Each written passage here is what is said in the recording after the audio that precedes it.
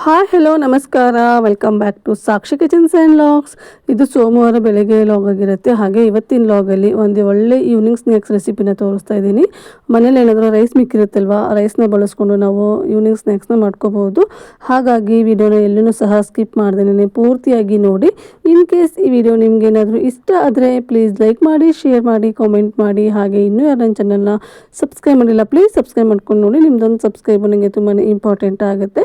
ಹಾಗೆ ಇನ್ನು ಇಲ್ಲಿ ಸೋಮವಾರ ಬೆಳಿಗ್ಗೆ ಒಂದು ಸ್ವಲ್ಪ ಲೇಟಾಗಿಯೇ ಇದ್ದೆ. ಲೇಟಾಗಿ ಅಂದರೆ ಒಂದು 5:30 6 ಗಂಟೆಗೆಲ್ಲ ಎದ್ಬಿಟ್ಟು ಇಲ್ಲಿ ಸ್ನಾನನೆಲ್ಲ ಮುಗಿಸ್ಕೊಂಡು ದೇವರಿಗೆ ಪೂಜೆನೂ ಸಹ ಮಾಡ್ತಾಯಿದ್ದೀನಿ. ಇನ್ನು ಪೂಜೆನೆಲ್ಲ ಮುಗಿಸ್ಕೊಂಡು ಆದ ನಂತರ ಅಡುಗೆ ಮನೆಗೆ ಬಂದುಬಿಟ್ಟು ಅಡುಗೆನ ಮಾಡಬೇಕಾಗಿತ್ತು. ಹಾಗೆ ಬೆಳಿಗ್ಗೆ ಸೊಪ್ಪೆಲ್ಲ ತೊಗೊಂಡು ಬಂದು ಇಟ್ಟಿದ್ದಾಯಿತು. ಈ ಸೊಪ್ಪೆಲ್ಲ ತೊಗೊಂಬರೋದಕ್ಕೆ ಹೋಗಿರೋದ್ರಿಂದ ಸ್ವಲ್ಪ ಟೈಮು ಲೇಟ್ ಆಯಿತು ಅಂತಲೇ ಹೇಳ್ಬೋದು ಇವತ್ತು. ಇನ್ನು ಸೊಪ್ಪೆಲ್ಲ ತೊಗೊಂಡು ಬಂದು ಅದನ್ನು ಸಹ ಇಲ್ಲಿ ಬಿಡಿಸ್ಕೊತಾ ಇದ್ದೀನಿ. ಇನ್ನು ಪೂಜೆ ಮಾಡೋಕ್ಕಿಂತ ಮುಂಚೆನೇ ನಾನಿಲ್ಲಿ ಪಲ್ಯಕ್ಕೆ ಒಂದು ಸ್ವಲ್ಪ ಅಲಸಂದೆ ಕಾಳು ಹಾಗೆ ಅನ್ನಕ್ಕೂ ಸಹ ಇಟ್ಕೊಂಡಿದ್ದೆ. ಅಲಸಂದೆ ಕಾಳನ್ನು ಸಹ ನೀಟಾಗಿ ಬೆಂದ್ಕೊಂಡಿತ್ತು. ಹಾಗೆ ರೈಸು ಸಹ ಇಲ್ಲಿ ಆಗಿತ್ತು. ಇನ್ನು ಅದಾದ ನಂತರ ಇಲ್ಲಿ ಸೊಪ್ಪು ಏನು ತೊಗೊಂಬಂದಿದ್ದೆ ಅಲ್ವ ಅದನ್ನು ಸಹ ಇಲ್ಲಿ ಬಿಡಿಸ್ಕೊತಾ ಇದ್ದೀನಿ. ಈ ಥರ ನಾನೇನಾದರೂ ಸೊಪ್ಪು ಸಾಂಬಾರನ್ನ ಮಾಡಬೇಕಂದ್ರೆ ಅವತ್ತಿನ ಸೊಪ್ಪನ್ನ ಅವತ್ತೇ ತೊಗೊಂಬಂದು ಫ್ರೆಶ್ ಆಗಿ ಸಾಂಬಾರನ್ನ ಮಾಡೋದ್ರಿಂದ ಸಾಂಬಾರು ರುಚಿ ತುಂಬಾ ಚೆನ್ನಾಗಿರುತ್ತೆ. ಇನ್ನು ನಾವು ನಾಳೆ ಮಾಡ್ತೀವಿ ಅಂತ ಹೇಳ್ಬಿಟ್ಟು ಇವತ್ತು ಸೊಪ್ಪು ತೊಗೊಂಬಂದು ಸಾಂಬಾರು ಮಾಡಿದರೆ ಕೆಲಸ ಕಡಿಮೆ ಇರುತ್ತೆ. ಆದರೆ ನನಗೆ ಅದು ಇಷ್ಟನೇ ಆಗೋದಿಲ್ಲ. ಹಾಗಾಗಿ ನಾನು ಅವತ್ತಿನ ಸೊಪ್ಪನ್ನ ಅವತ್ತೇ ತೊಗೊಂಡ್ಬಂದು ಇಲ್ಲಿ ಬಿಡಿಸ್ಬಿಟ್ಟು ಸಾಂಬಾರನ್ನ ಮಾಡ್ತಿದ್ದೀನಿ. ಆದರೆ ಬೆಳಗಿನ ಜಾವ ನಾವು ಸಾಂಬಾರದ್ದೇನಾದರೂ ಮಾಡ್ತೀವಿ ಅಂದರೆ ಒಂದು ಸ್ವಲ್ಪ ಸೊಪ್ಪನ್ನ ಬಿಡಿಸ್ಕೊಳ್ಳೋದಕ್ಕೆ ಕಷ್ಟ ಆಗುತ್ತೆ. ಸೊಪ್ಪನ್ನ ಬಿಡಿಸಿ ಅದನ್ನ ನೀಟಾಗಿ ಒಂದು 2ರಿಂದ 3 ಸರಿ ಏನಾದರೂ ವಾಶ್ ಮಾಡ್ಕೋಬೇಕಾಗಿತ್ತು. ಹಾಗಾಗಿ ಇಲ್ಲಿ ಮೊದಲಿಗೆ ಒಂದು ಸ್ವಲ್ಪ ನೀರನ್ನ ಹಾಕ್ಬಿಟ್ಟು ಇಲ್ಲಿ ಸೊಪ್ಪು ನೆನೀಲಿ ಅಂತ ಇಟ್ಕೊಂಡಿದ್ದೀನಿ. ಅಂದರೆ ಒಂಚೂರು ಅದರಲ್ಲಿ ಏನಾದರೂ ಮರಳು ಅನ್ನೋದೇನಾದರೂ ಇದ್ದರೆ ನೀಟಾಗಿ ಆಚೆ ಬರಲಿ ಅನ್ನೋ ಕಾರಣಕ್ಕೆ ಒಂದು ಸ್ವಲ್ಪ ಹೊತ್ತು ನೀರಿಗೆ ಹಾಕಿ ನೆನೆಸಿಟ್ಟಿದ್ದಾಯಿತು. ಇನ್ನು ಅದಾದ ನಂತರ ಇಲ್ಲಿ ಒಂದು 2ರಿಂದ 3 ಸರಿ ನೀಟಾಗಿ ಬೇರೆ ನೀರನ್ನ ಹಾಕ್ಬಿಟ್ಟು ಇಲ್ಲಿ ವಾಶ್ ಮಾಡ್ಕೊತಾ ಇದ್ದೀನಿ. ಇನ್ನು ಹಾಗೆ ಅದ್ರ ಜೊತೆಗೆ ಅಲಸಂದೆ ಕಾಳು ಸಹ ಕುದಿಯೋಕೆ ಇಕ್ಕಿದ್ದೆ ಅಲ್ವ, ಅದರದ್ದು ಪಲ್ಯನೂ ಸಹ ಇವಾಗ ಮಾಡಬೇಕು. ಇನ್ನು ನಮ್ಮನೇಲಿ ಹೇಗೆ ಅಂದರೆ ರೊಟ್ಟಿ ಮಾಡೋದು ಹಾಗೆ ರೈಸ್ ಮಾಡೋದು ತುಂಬಾ ಸುಲಭ ಆಗಿಬಿಡುತ್ತೆ. ಇನ್ನು ರೊಟ್ಟಿಗೆ ಪಲ್ಯ ಮಾಡೋದು ಹಾಗೆ ಅನ್ನಕ್ಕೆ ಸಾಂಬಾರು ಮಾಡೋದು ಅಂದರೆ ಒಂದು ಸ್ವಲ್ಪ ಕಷ್ಟ ನನಗೆ. ಡೈಲಿ ಏನಪ್ಪ ಪಲ್ಯ ಮಾಡೋಣ, ಡೈಲಿ ಏನಪ್ಪ ಸಾಂಬಾರು ಮಾಡೋಣ ಅನ್ನೋದೊಂದು ಯೋಚನೆ ಇದ್ಬಿಟ್ಟಿರುತ್ತೆ. ಅಂಥ ಟೈಮಲ್ಲಿ ನಾನು ಏನು ಮಾಡ್ತೀನಿ ಅಂದರೆ ಈ ಥರ ಊರಿಂದ ಕಾಳುಗಳನ್ನ ಕೊಟ್ಟು ಕಳಿಸಿರ್ತಾರೆ. ಅಲಸಂದೆ ಕಾಳು ಹಾಗೆ ಮಡಿಕೆ ಕಾಳು, ಹುರುಳಿ ಕಾಳು, ಈ ಥರದ್ದು ಕಾಳುಗಳನ್ನೆಲ್ಲ ತೊಗೊಂಬಂದುಬಿಟ್ಟಿರ್ತೀನಿ ನಾನು ಊರಿಂದನೇ. ಕೆಲವೊಂದು ಸರಿ ತೊಗೊಂಬಂದಿರೋ ಕಾಳುಗಳೆಲ್ಲ ಖಾಲಿ ಆಯಿತು ಅಂದರೆ ಇಲ್ಲೇ ರೇಷನ್ ತೊಗೊಂಬರ್ತೀವಲ್ವ ಅಂಥ ಟೈಮಲ್ಲಿ ತೊಗೊಂಬಂದು ಸ್ಟಾಕ್ ಮಾಡಿ ಇಟ್ಕೊಂಡ್ಬಿಟ್ಟಿರ್ತೀನಿ. ಮನೇಲಿ ಈ ಥರ ಕಾಳುಗಳಿದ್ದರೆ ಒಂದಿನ ತರಕಾರಿ ತೊಗೊಂಬರೋಂತಹ ಚಿಂತೆನೇ ಇರೋದಿಲ್ಲ. ಅಯ್ಯೋ ಕಾಳಿದೆ ಅಲ್ವಾ, ಕಾಳು ಹಾಕ್ಬಿಟ್ಟು ಸಾಂಬಾರಾದರೂ ಮಾಡಿದ್ರಾಯಿತು ಅಥವಾ ಪಲ್ಯನಾದರೂ ಮಾಡಿದ್ರಾಯಿತು ಅಂದ್ಕೊತಾ ಇರ್ತೀನಿ ನಾನು. ಇವತ್ತು ಅದೇ ಥರನೇ ಆಯಿತು. ನಿನ್ನೆ ತರಕಾರಿ ತೊಗೊಂಬರೋದನ್ನ ಮರ್ತ್ಬಿಟ್ಟಿದ್ದೆ. ಹಾಗಾಗಿ ಇನ್ನು ಹೇಗಿದ್ದರೂ ಅಲಸಂದೆ ಕಾಳು ಇತ್ತಲ್ವ ಅದರದ್ದೇ ಪಲ್ಯ ಮಾಡೋಣ ಅಂತ ಹೇಳ್ಬಿಟ್ಟು ಅದನ್ನು ಇಲ್ಲಿ ಕುದಿಯೋಕೆ ಹಾಕಿದ್ದೀನಿ. ಹಾಗೆ ಅಲಸಂದೆ ಕಾಳು ಪಲ್ಯ ಅಂದರೆ ನನಗೆ ತುಂಬ ಇಷ್ಟ ಆಗುತ್ತೆ. ಮಧ್ಯಾಹ್ನ ಟೈಮಲ್ಲಿ ಕಡಕ್ ರೊಟ್ಟಿ ಜೊತೆಗೆ ಯಾವುದೇ ಕಾಳಾಗಲಿ ತುಂಬಾ ಚೆನ್ನಾಗಿರುತ್ತೆ. ಹಾಗಾಗಿ ನಾನು ಹೇಗಿದ್ದರೂ ಮಧ್ಯಾಹ್ನ ಊಟ ಮಾಡೋದಲ್ವ, ಮಧ್ಯಾಹ್ನಕ್ಕೂ ಸಹ ಚೆನ್ನಾಗಿರುತ್ತೆ ಅಂತ ಇವತ್ತು ಈ ಥರ ಕಾಳು ಪಲ್ಯನ ಇಲ್ಲಿ ರೆಡಿ ಮಾಡ್ಕೊತಾ ಇದ್ದೀನಿ.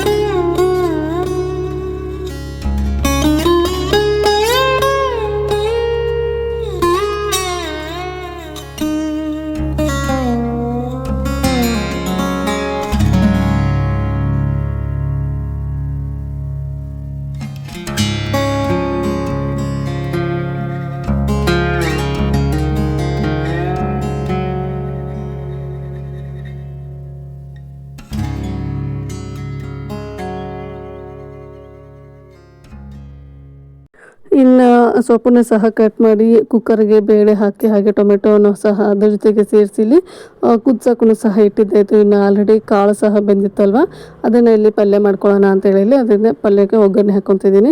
ಇವತ್ತು ಈ ವಿಡಿಯೋನ ನಾನು ಶೂಟ್ ಮಾಡ್ಕೋಬೇಕಾಗಿತ್ತು, ಆದರೆ ಟೈಮ್ ಇಲ್ಲದೆ ಇರೋಂತಹ ಕಾರಣಕ್ಕೆ ಶೂಟ್ ಏನು ಮಾಡ್ಕೊಳ್ಳೋದಕ್ಕೆ ಹೋಗಲಿಲ್ಲ. ಅದಲ್ಲದೆ ನಾನು ಇದಕ್ಕೆ ಸ್ವಲ್ಪ ದಂಟಿನ ಸೊಪ್ಪನ್ನು ಸಹ ಹಾಕಬೇಕಾಗಿತ್ತು. ನಾನು ಸೊಪ್ಪು ತೊಗೊಂಬರಕ್ಕೆ ಹೋದಾಗ ದಂಟಿನ ಸೊಪ್ಪನ್ನ ಮರ್ತ್ಬಿಟ್ಟು ಬಂದುಬಿಟ್ಟೆ. ಹಾಗಾಗಿ ಇನ್ನೊಂದ್ಸರಿ ಯಾವಾಗಾದರೂ ಮಾಡಿದ್ರಾಯಿತು ಅಂತ ಸೊಪ್ಪೇನು ಹಾಕೋದಕ್ಕೇನು ಹೋಗಲಿಲ್ಲ. ಹಾಗೆಯೇ ಇಲ್ಲಿ ಅಲಸಂದೆ ಕಾಳು ಪಲ್ಯನ ಮಾಡ್ಕೊತಾ ಇದ್ದೀನಿ.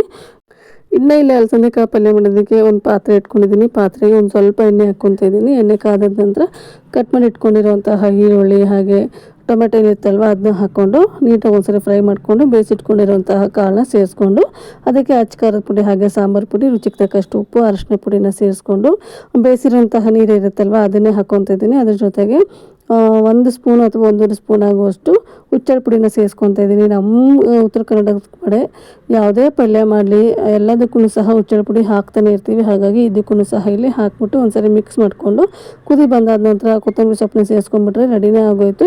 ಸಿಂಪಲ್ ಆಗಿದ್ರು ರುಚಿ ಮಾತ್ರ ತುಂಬಾ ಚೆನ್ನಾಗಿರುತ್ತೆ. ಅದರಲ್ಲೂ ನಮ್ಮನೇಲಿ ಕಾಳು ಪಲ್ಯ ಇಷ್ಟಪಡೋದ್ರಿಂದ ಮಾಡ್ತಾನೆ ಇರ್ತೀನಿ ನಾನು. ಹಾಗಾಗಿ ಇನ್ನು ಪಲ್ಯ ಏನೋ ಆಗೋಯ್ತು, ಹಾಗೆ ರೈಸೂ ಸಹ ರೆಡಿಯಾಗಿತ್ತು. ಹಾಗೆ ಒಂದು ಸೈಡ್ ಕುಕ್ಕರ್ಗೂ ಸಹ ಇಟ್ಟಿದ್ದೀನಿ, ಅದು ಸಹ ವಿಷಲ್ ಬರಬೇಕಾಗಿತ್ತು. ಇನ್ನು ಅದು ಬರೋಷ್ಟರಲ್ಲಿ ರೊಟ್ಟಿನ ಮಾಡ್ಕೊಂಡ್ಬಿಡೋಣ ಅಂತ ಹೇಳಿ ರೊಟ್ಟಿಗೂ ಸಹ ರೆಡಿ ಮಾಡ್ಕೊತಾ ಇದ್ದೀನಿ. ನಮ್ಮ ಮನೆಯಲ್ಲಿ ಅಮಾವಾಸ್ಯೆ, ಹುಣ್ಣಿಮೆ ಹಾಗೆ ಮಂಗಳವಾರ, ಶುಕ್ರವಾರ ಬಂದರೆ ಮಾತ್ರ ರೊಟ್ಟಿನ ನಾವು ಮಿಸ್ ಮಾಡ್ಕೊತೀವಿ. ಇನ್ನು ಅದೇನೂ ಇಲ್ಲ ಅಂದರೆ ಡೈಲಿ ರೊಟ್ಟಿ ಮಾಡ್ತೀವಿ. 3 ಹೊತ್ತು ರೊಟ್ಟಿ ಮಾಡಿದ್ರು ನಮ್ಮ ಮನೇಲಿ ಬೇಜಾರೇ ಆಗೋದಿಲ್ಲ, ಅಷ್ಟು ರೊಟ್ಟಿನ ಇಷ್ಟಪಡ್ತಾರೆ. ಅದರಲ್ಲೂ ಉತ್ತರ ಕರ್ನಾಟಕದವ್ರಿಗೆ ಯಾರಿಗೆ ರೊಟ್ಟಿ ಇಷ್ಟ ಆಗಲ್ಲ ಹೇಳಿ, ಎಲ್ರಿಗೂ ಸಹ ಇಷ್ಟ ಆಗುತ್ತೆ. 3 ಹೊತ್ತು ನೀವು ರೊಟ್ಟಿನ ಬಿಸಿ ಬಿಸಿಯಾಗಿ ಮಾಡಿಕೊಡಿ, ಎಲ್ಲರೂ ಸಹ ಇಷ್ಟಪಟ್ಟು ರೊಟ್ಟಿನ ತಿಂತಾರೆ. ಹಾಗಾಗಿ ನಾನು ಸಹ 3 ಹೊತ್ತೇನು ಮಾಡೋದಿಲ್ಲ, ಮನೇಲಿ ನನ್ನ ಹಸ್ಬೆಂಡ್ ಮನೇಲಿ ಇರೋಂತಹ ಟೈಮಲ್ಲಿ ಮಾಡಿರ್ತೀನಿ. ಅಥವಾ ಈ ಥರ ರೆಗ್ಯುಲರ್ ಆಗಂತೂ ಮಾರ್ನಿಂಗ್ ಟೈಮ್ ಮಾಡಲೇಬೇಕಾಗತ್ತೆ.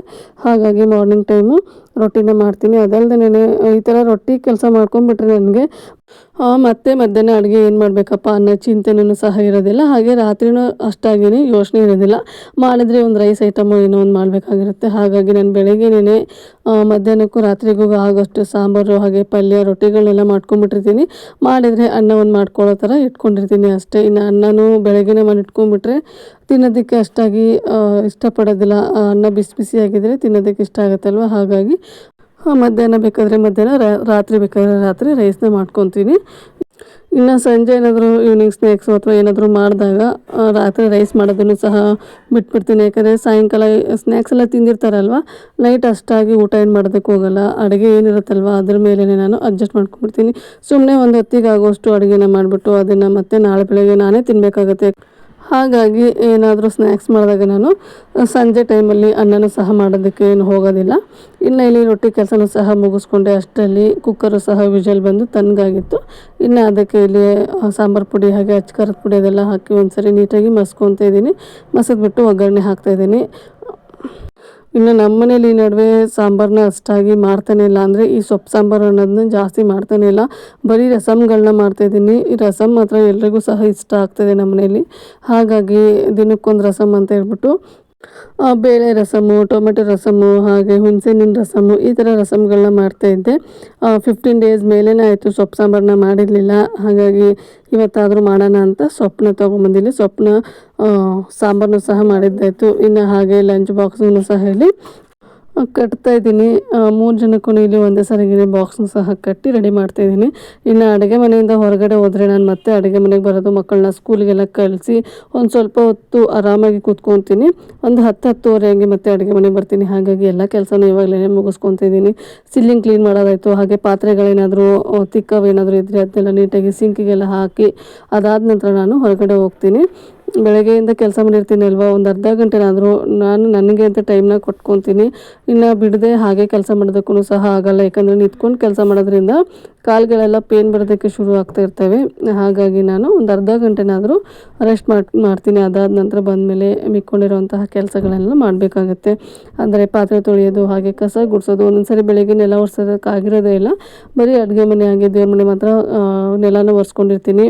ಇನ್ನು ಅದಾದ ನಂತರ ಎಲ್ಲರೂ ಹೋದ್ಮೇಲೆ ಒಂದ್ಸರಿ ನೀಟಾಗಿ ಕಸ ಗುಡಿಸ್ಕೊಂಡು ಮನೆಯೂ ಸಹ ನೀಟಾಗಿ ಒರೆಸ್ಕೋಬೇಕಾಗಿರುತ್ತೆ. ಆ ಕೆಲಸನೆಲ್ಲ ಮುಗಿಸ್ಕೊತೀನಿ. ಇನ್ನು ಇಲ್ಲಿ ಮತ್ತೆ ಸಂಜೆಯಿಂದ ನಾನು ಲಾಗ್ನ ಕಂಟಿನ್ಯೂ ಮಾಡ್ತಾಯಿದ್ದೀನಿ. ಅಂದರೆ ಸ್ನ್ಯಾಕ್ಸ್ ಮಾಡಬೇಕಾಗಿತ್ತಲ್ವ, ಹಾಗಾಗಿ ಇವತ್ತು ಸ್ನ್ಯಾಕ್ಸ್ ಮಾಡಬೇಕು ಅನ್ನೋ ಕಾರಣಕ್ಕೆ ಒಂಚೂರು ರೈಸ್ನ ಜಾಸ್ತಿನೇ ಮಾಡ್ಕೊಂಡಿದ್ದೆ. ಸಂಜೆಗೆ ಏನಾದರೂ ರೈಸಲ್ಲಿ ಸ್ನ್ಯಾಕ್ಸ್ ಮಾಡೋಣ, ಹೇಗಿದ್ರು ಬ್ರೆಡ್ ಇತ್ತು, ಬ್ರೆಡ್ನ ಬಳಸ್ಕೊಂಡು ಹಾಗೆ ಅನ್ನನ ಬಳಸ್ಕೊಂಡು ಸ್ನ್ಯಾಕ್ಸ್ ಮಾಡೋಣ ಅಂತ ಅಂದ್ಕೊಂಡೆ. ಹಾಗೆ ಇವತ್ತು ನನ್ನ ಮಗನ ಸ್ಕೂಲಲ್ಲಿ ಪೇರೆಂಟ್ ಟೀಚರ್ ಮೀಟಿಂಗ್ ಇತ್ತು. ಮೀಟಿಂಗ್ನು ಸಹ ಮುಗಿಸ್ಕೊಂಡು ಬಂದು ಇಲ್ಲಿ ಒಂಚೂರು ಬೇಗನೆ ಸ್ನ್ಯಾಕ್ಸ್ನು ಸಹ ಮಾಡ್ಕೊತಿದ್ದೀನಿ. ಅಂದರೆ ಸ್ಕೂಲಿಂದ ಬಂದಿದ್ದು 3:30 ಆಯಿತು. ಇನ್ನು ಬಂದ ತಕ್ಷಣವೇ ಏನಾದರೂ ಸ್ನ್ಯಾಕ್ಸ್ ಪ್ರಿಪೇರ್ ಮಾಡೋಣ ಅಂತ ಇಲ್ಲಿ ಸ್ನ್ಯಾಕ್ಸಿಗೆ ಪ್ರಿಪೇರ್ ಮಾಡ್ತಾಯಿದ್ದೀನಿ. ಇನ್ನು ಹಾಗೆ ನನ್ನ ಮಗ ಬಂದುಬಿಟ್ಟು ಏನಮ್ಮ ಹೇಳಿದರು ಮೀಟಿಂಗಲ್ಲಿ ಅಂತ ಹೇಳ್ತಾಯಿದ್ರು. ಅದಕ್ಕೆ ನಿನ್ನ ಕಂಪ್ಲೇಂಟ್ ಎಲ್ಲ ಹೇಳಿದ್ದೀನಿ, ನಾಳೆ ಹೋಗು ನಿನಗೆ ಸರಿಯಾಗಿ ಬಾರಿಸ್ತಾರೆ ಅಂತ ಹೇಳಿ ತಮಾಷೆ ಮಾಡ್ತಾಯಿದ್ದೆ. ಇನ್ನು ಇಲ್ಲಿ ಇವತ್ತಿನ ಸ್ನ್ಯಾಕ್ಸ್ನ ನಾನು ಯಾವ ಥರ ಮಾಡಿದ್ದೀನಿ ಅಂತ ನಿಮ್ಮ ಜೊತೆಗೆ ಶೇರ್ ಮಾಡ್ತಾಯಿದ್ದೀನಿ ನೋಡಿ. ಮೊದಲಿಗೆ ಇಲ್ಲಿ ಒಂದು ಬೌಲ್ ತೊಗೊಂಡಿದ್ದೀನಿ. ಬೌಲಿಗೆ ಮಿಕ್ಕೊಂಡಿರುವಂತಹ ರೈಸ್ನ ಹಾಕ್ಕೊಂಡಿದ್ದೀನಿ. ನೀವು ಲೆಫ್ಟ್ ಓವರ್ ರೈಸ್ ಇದ್ದರೆ ಅದನ್ನು ಸಹ ಸೇರಿಸ್ಕೋಬೋದು, ಇಲ್ಲ ಫ್ರೆಶ್ ಆಗಿ ರೈಸ್ನ ಮಾಡಿನೂ ಸಹ ನೀವು ಸೇರಿಸ್ಕೋಬೋದು. ನಾನಿಲ್ಲಿ ಮೊದಲೇ ರೈಸ್ನ ಸಾಫ್ಟಾಗಿ ಮಾಡ್ಕೊಂಡಿರೋದ್ರಿಂದ ಕೈಯಿಂದಲೇ ನೀಟಾಗಿ ಒಂದ್ಸರಿ ಸ್ಮ್ಯಾಶ್ ಮಾಡ್ಕೊತಿದ್ದೀನಿ. ಹಾಗೆ ಅದ್ರ ಜೊತೆಗೆ ಬೇಯಿಸಿಟ್ಕೊಂಡಿರುವಂತಹ 2 ಆಲೂಗಡ್ಡೆನೂ ಸಹ ಸೇರಿಸ್ಕೊತಿದ್ದೀನಿ.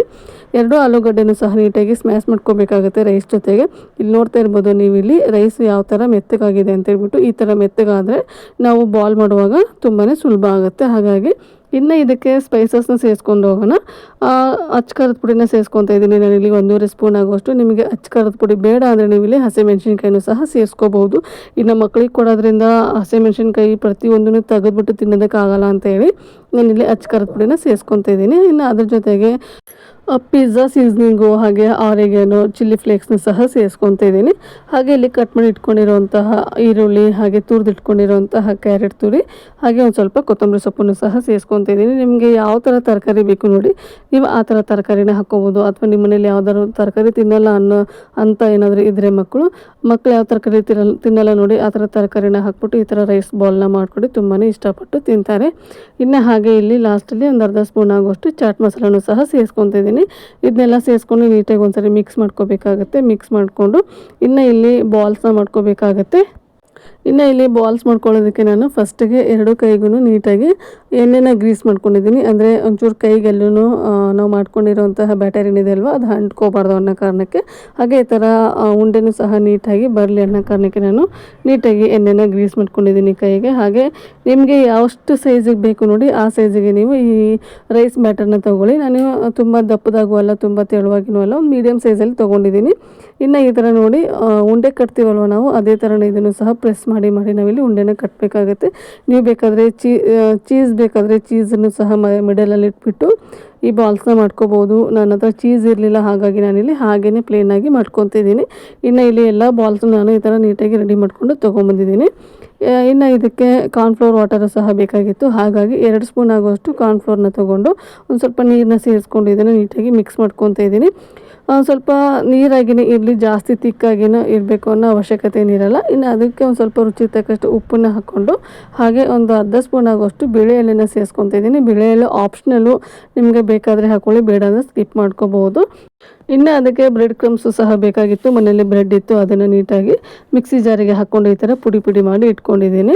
ಇನ್ನು ನಾವೇನು ರೈಸ್ ಬಾಲ್ನ ರೆಡಿ ಮಾಡಿ ಇಟ್ಕೊಂಡಿದ್ವಲ್ವ, ಅದನ್ನು ಒಂದೇ ತೊಗೊಂಡು ಈ ಕಾರ್ನ್ಫ್ಲೋರ್ ವಾಟರ್ಗೆ ನಾನು ಹಾಕ್ಕೊತಾ ಇದ್ದೀನಿ. ಪೂರ್ತಿಯಾಗಿ ಅದನ್ನು ನೀರಲ್ಲಿ ಮುಳುಗಿಸ್ಕೋಬೇಕಾಗುತ್ತೆ. ಈ ಥರ ನೀಟಾಗಿ ಮುಳುಗಿಸ್ಕೊಂಡು ಅದಾದ ನಂತರ ಬ್ರೆಡ್ ಕ್ರಮ್ಸ್ ಏನು ರೆಡಿ ಮಾಡಿ ಇಟ್ಕೊಂಡಿದ್ದೀವಲ್ವ ಅದಕ್ಕೆ ಹಾಕ್ಕೊಂಡು ಪೂರ್ತಿಯಾಗಿ ಬ್ರೆಡ್ ಕ್ರಮ್ಸು ಅದಕ್ಕೆ ಅಂಟ್ಕೋಬೇಕು. ಆ ಥರ ನಾವು ಇದನ್ನು ರೋಲ್ ಮಾಡ್ಕೋಬೇಕಾಗುತ್ತೆ. ಸ್ವಲ್ಪ ಕೈಯಿಂದ ಪ್ರೆಸ್ ಮಾಡಿ ನೀವು ಇದನ್ನು ಬ್ರೆಡ್ ಕ್ರಮ್ಸ್ ನೀಟಾಗಿ ಬಾಲ್ಗೆ ಅಂಟ್ಕೊಳ್ಳೋ ಥರ ನಾವು ಇದನ್ನು ರೆಡಿ ಮಾಡ್ಕೋಬೇಕಾಗುತ್ತೆ. ಇಲ್ಲಿ ನೋಡ್ತಾ ಇರ್ಬೋದು ನಾನಿಲ್ಲಿ ಯಾವ ಥರ ರೆಡಿ ಮಾಡ್ಕೊಂಡಿದ್ದೀನಿ ಅಂತ ಹೇಳ್ಬಿಟ್ಟು. ನೀವು ಇದನ್ನು ಮಾಡಿಬಿಟ್ಟು ಫ್ರಿಜ್ಜಲ್ಲಿ ಇಟ್ಕೊಂಡು ಸ್ಟೋರ್ ಮಾಡಿ ಇಟ್ಕೊಂಡು ಸಹ ನೀವು ಡೀಪ್ ಫ್ರೈ ಮಾಡ್ಕೋಬೋದು. ನೀವೇನಾದರೂ ಫ್ರಿಜ್ಜಲ್ಲಿ ಸ್ಟೋರ್ ಮಾಡಿ ಇಟ್ಕೊತೀವಿ ಅಂದರೆ ಫ್ರೆಶ್ ಆಗಿರುವಂತಹ ರೈಸ್ನ ತೊಗೊಂಡು ನೀವು ಮಾಡ್ಕೊಳ್ಳಿ. ಲೆಫ್ಟ್ ಓವರ್ ರೈಸ್ ಎಲ್ಲ ಇಟ್ಕೊಳ್ಳೋಕ್ಕೇನು ಹೋಗಬೇಡಿ. ಇನ್ನು ಇದೆಲ್ಲ ರೆಡಿನೂ ಸಹ ಆಗಿತ್ತು. ಹಾಗೆ ಎಣ್ಣೆನೂ ಸಹ ಬಿಸಿ ಮಾಡೋದಕ್ಕೆ ಇಟ್ಟಿದ್ದೆ. ಇನ್ನು ಇಲ್ಲಿ ಒಂದೊಂದಾಗಿ ನಾನೇನು ಬಾಲ್ನ ರೆಡಿ ಮಾಡಿ ಇಟ್ಟಿದ್ದೆ ನೋಡಿ, ರೈಸ್ ಬಾಲು, ಅದನ್ನು ಎಣ್ಣೆಗೆ ಹಾಕ್ಕೊಂಡು ಡೀಪ್ ಫ್ರೈ ಮಾಡ್ಕೊತಿದ್ದೀನಿ. ಜಾಸ್ತಿ ಹೊತ್ತೇನು ತೊಗೊಳೋದಕ್ಕೇನು ಹೋಗೋದಿಲ್ಲ ಇದು ಡೀಪ್ ಫ್ರೈ ಆಗೋದಕ್ಕೆ. ಯಾಕಂದರೆ ತರಕಾರಿ ಹಾಗೆ ರೈಸು ನಾವು ಹಾಕಿರೋದ್ರಿಂದ ಅದೇನು ಜಾಸ್ತಿ ಬೇಯಿಸಬೇಕು ಅನ್ನೋ ಅಗತ್ಯತೆ ಇರಲ್ಲ ನೋಡಿ. ಹಾಗಾಗಿ 1-2 ನಿಮಿಷ ಇದನ್ನು ನೀಟಾಗಿ ಒಂದು ಸೈಡು ಫ್ರೈ ಮಾಡಿಕೊಂಡು ಅದಾದ ನಂತರ ಇನ್ನೊಂದು ಸೈಡು ಸಹ ನಾವು ಟರ್ನ್ ಮಾಡ್ಕೋಬೇಕಾಗುತ್ತೆ. ನೀವು ನೋಡ್ತಾ ಇರ್ಬೋದು ಕಲರು ಸಹ ಚೇಂಜ್ ಆಗೋದಕ್ಕೆ ಶುರುವಾಯಿತು. ಇನ್ನು ಇದು ಒಂದು 5 ನಿಮಿಷ ಆದ ನಂತರ ನಾನು ಇದನ್ನು ಎಣ್ಣೆಯಿಂದ ಆಚೆ ತೆಗಿತಾ ಇದ್ದೀನಿ. ಜಾಸ್ತಿ ಹೊತ್ತು ನಾವು ಫ್ರೈ ಮಾಡಿಕೊಂಡ್ರೆ ಸೀದೋಗುವಂತಹ ಚಾನ್ಸಸ್ ಇರುತ್ತೆ. ಹಾಗಾಗಿ ಈ ಥರ ಕಲರ್ ಚೇಂಜ್ ಆಗ್ತಾಯಿದೆ ಅನ್ನೋಂತಹ ಟೈಮಲ್ಲಿ ತೆಗೆದುಬಿಟ್ರೆ ಅದೇ ಬಿಸಿಗೆ ಇನ್ನೂ ಸ್ವಲ್ಪ ಅದು ಆಚೆ ತೆಗೆದ್ಮೇಲೂ ಸಹ ಫ್ರೈ ಆಗುತ್ತೆ. ಹಾಗಾಗಿ ನಾನಿಲ್ಲಿ ಈ ಥರ ತೆಗಿತಾ ಇದ್ದೀನಿ. ಇನ್ನು ಒಂದು ಬ್ಯಾಚನ್ನು ನಾನು ಫ್ರೈ ಮಾಡ್ಕೊಂಡಿದ್ದಾಯಿತು. ಇನ್ನು ಅದೇ ಥರ ಮಿಕ್ಕೊಂಡಿರುವಂತಹ ಎಲ್ಲ ಬಾಲ್ಸನ್ನು ನಾನಿಲ್ಲಿ ಫ್ರೈ ಮಾಡಿಕೊಂಡು ತೊಗೊಂಬರ್ತಾ ಇದ್ದೀನಿ. ಇನ್ನು ನೋಡ್ತಾ ಇರ್ಬೋದು ನೀವು ಇಲ್ಲಿ ಸರ್ವಿಂಗ್ ಪ್ಲೇಟಿಗೆ ಸರ್ವ್ ಮಾಡಿದ್ದೀನಿ. ಅದರದ್ದು ಕಲರು ನೋಡಿ ಯಾವ ಥರ ಕಾಣ್ತಾ ಇದೆ ಅಂತ ಹೇಳ್ಬಿಟ್ಟು.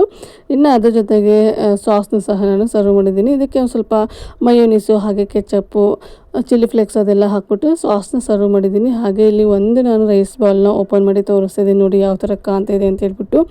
ಮೇಲ್ಗಡೆ ಕ್ರಿಸ್ಪಿಯಾಗಿ ಒಳಗಡೆ ಸಾಫ್ಟಾಗಿ ಸಖತ್ತಾಗಿತ್ತು ಮಾತ್ರ. ಚೀಸ್ ಹಾಕಿದರೆ ಇನ್ನೂ ಚೆನ್ನಾಗಿರೋದು. ಆದರೆ ನನ್ನ ಹತ್ರ ಚೀಸ್ ಇಲ್ಲದೆ ಇರೋ ಕಾರಣಕ್ಕೆ ನಾನಿಲ್ಲಿ ಚೀಸ್ ಹಾಕಿಲ್ಲ. ನಿಮ್ಮ ಹತ್ರ ಏನಾದರೂ ಚೀಸ್ ಇದ್ದರೆ ನೀವು ಚೀಸ್ ಹಾಕ್ಬಿಟ್ಟು ಈ ರೆಸಿಪಿನ ಮಾಡಿ. ನಿಮ್ಮ ಮಕ್ಳಿಗೆ ಮಾತ್ರ ತುಂಬಾ ಇಷ್ಟ ಆಗುತ್ತೆ. ಇನ್ನು ಸ್ನ್ಯಾಕ್ಸ್ ಎಲ್ಲ ತಿನ್ಕೊಂಡಿದ್ದಾದ ನಂತರ ಸಂಜೆ 6 ಗಂಟೆನೂ ಸಹ ಆಗಿತ್ತು. ಹಾಗಾಗಿ ಇಲ್ಲಿ ದೀಪನೂ ಸಹ ಹಚ್ತಾ ಇದ್ದೀನಿ. ಇನ್ನು ಇವತ್ತಿನ ಲಾಗ್ನ ಇಲ್ಲಿಗೆ ಎಂಡ್ ಮಾಡ್ತಾ ಇದ್ದೀನಿ. ನಾನು ಮಾಡಿರೋಂತಹ ಲಾಗು, ನಾನು ಮಾಡಿರೋಂತಹ ರೆಸಿಪಿ ನಿಮಗೇನಾದರೂ ಇಷ್ಟ ಆದರೆ ಪ್ಲೀಸ್ ಲೈಕ್ ಮಾಡಿ, ಶೇರ್ ಮಾಡಿ, ಕಾಮೆಂಟ್ ಮಾಡಿ. ಹಾಗೆ ಇನ್ನೂ ಯಾರು ನನ್ನ ಚಾನಲ್ನ ಸಬ್ಸ್ಕ್ರೈಬ್ ಮಾಡಿಲ್ಲ ಪ್ಲೀಸ್ ಸಬ್ಸ್ಕ್ರೈಬ್ ಮಾಡ್ಕೊಂಡು ನೋಡಿ. ನಿಮ್ಮ ಫ್ಯಾಮಿಲಿ ಫ್ರೆಂಡ್ಸಿಗೂ ಸಹ ಈ ವಿಡಿಯೋನ ಶೇರ್ ಮಾಡಿ. Thank you.